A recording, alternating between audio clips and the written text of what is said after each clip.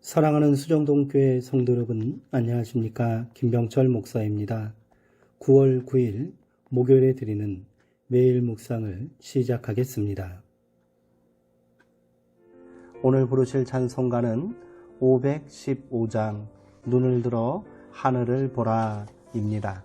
찬송가는 영상을 잠시 멈추시고 형편에 따라 개인적으로 부르시기 바랍니다.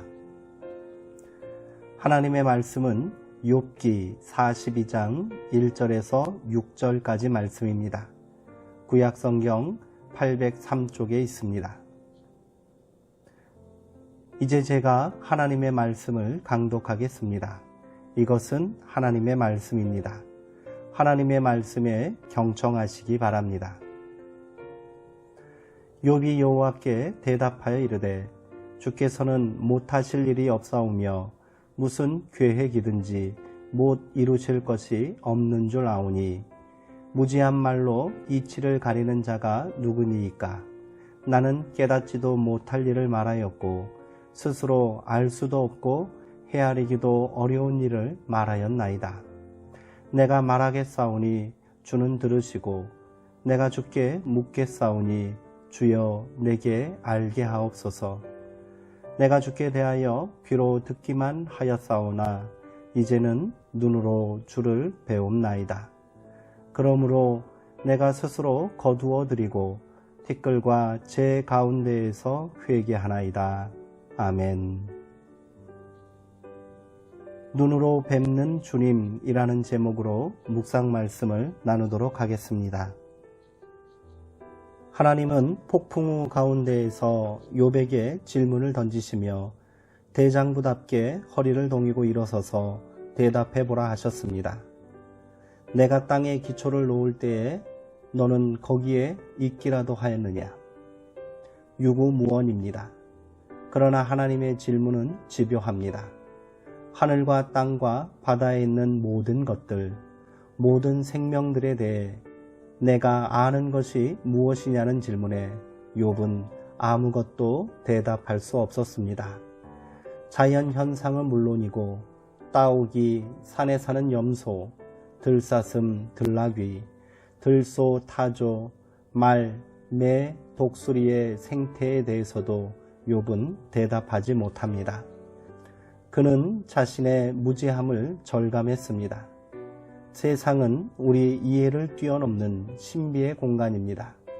아는 것보다 모르는 것이 더 많습니다. 말하는 사람은 알지 못하고 아는 사람은 말하지 않는다 하지 않았던가요?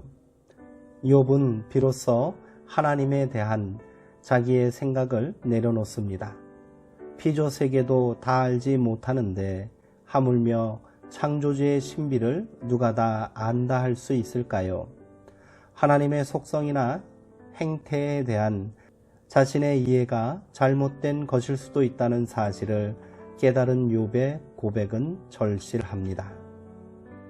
주께서는 못하실 일이 없사오며 무슨 계획이든지 못 이루실 것이 없는 줄 아오니 무지한 말로 이치를 가리는 자가 누구니이까. 나는 깨닫지도 못할 일을 말하였고 스스로 알 수도 없고 헤아리기도 어려운 일을 말하였나이다. 욥기 42장 2절과 3절의 말씀입니다. 삶의 터전이 흔들리기 전까지 하나님은 그의 삶의 모든 것이었습니다. 하지만 교통사고나 천재지변처럼 느닷없이 찾아온 시련은 그의 삶 전체를 뒤바꿔 놓았습니다. 하나님에 대한 믿음도 흔들리고 하나님의 선하심에 대한 확신도 흔들렸습니다. 하나님은 졸지에 낯선 분이 되었지요. 욥에게 있어 하나님은 임마누엘 칸트가 말했듯이 도덕적 요청으로 존재하는 분이었습니다. 친밀하다고 여겼지만 그분은 귀로만 듣던 하나님이었습니다. 그러나 고난의 용광로를 거친 후 그는 새로운 인식의 세계로 안내되었습니다. 내가 주께 대하여 귀로 듣기만 하였사오나 이제는 눈으로 주를 배옵나이다. 아멘. 사람들의 가르침 혹은 전통의 의지에 알아온 하나님이 낯설어진 자리에서 새로운 인식의 싹이 움터나왔습니다. 인간의 생각을 한없이 뛰어넘는 크고 위대하신 하나님, 경외심 없이는 그 앞에 설 수 없는 하나님 말입니다. 우리는 하나님의 세계 속에서 그저 숨쉬고 그 은혜로 살아갈 뿐이지요. 기도하시겠습니다. 하나님, 느닷없이 닥쳐오는 견디기 어려운 고난 앞에서는 모든 이론과 신학이 잿빛으로 변합니다. 마음의 중심이 무너지고 나면 세상은 온통 낯선 곳으로 변하고 삶의 희망은 어디에서도 찾을 길이 없습니다. 그러나 정신을 차리고 고난을 응시하다 보면 이전에는 보이지 않던 것들이 보일 때도 있습니다. 하나님의 세계는 무한합니다. 유한한 인간이 그 무한의 세계에 대해 뭐라 말할 수 있겠습니까?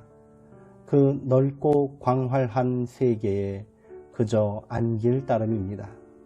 우리 눈을 열어주시고 마땅히 보아야 할 것을 보게 하옵소서.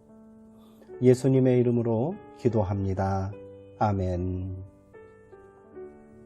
성경이 증언하는 욥의 고난은 인간이 살아서 경험할 수 있는 최극단의 고난이었습니다.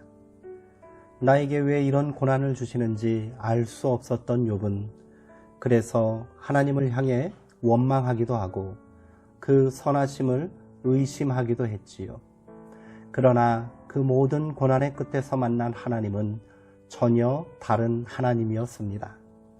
이전에 피상적으로 알던 하나님이 아니라 눈으로 뵙는 것 같이 분명하게 인식되는 하나님이셨지요.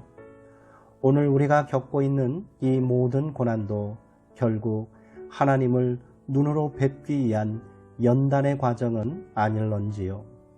우리 그렇게 욥처럼 그러나 내가 가는 길을 그가 아시나니 그가 나를 단련하신 후에는 내가 순금같이 되어 나오리라 라는 단단한 소망으로 오늘을 살았으면 좋겠습니다.